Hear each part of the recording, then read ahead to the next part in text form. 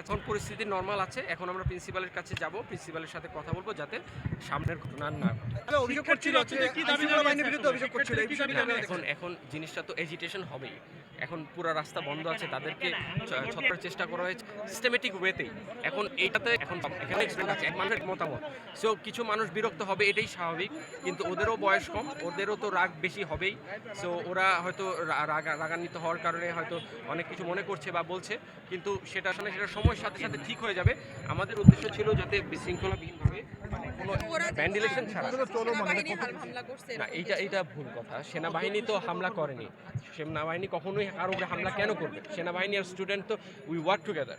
এখানে মানে ঝামেলা হওয়ার বা ওই রকম কোনো সুযোগ নেই যে আমাদের মধ্যে কোনো দ্বন্দ্ব বা কোনো কিছু আছে। বিষয়টা সেরকম কখনোই ছিল না, সেরকম কখনো হবেই না। পরিস্থিতি নিয়ন্ত্রণে দুই কলেজের কর্তৃপক্ষের সাথে কথা বলছেন কিনা? জি, কথা বলবো, আমরা এখন কথা বলবো।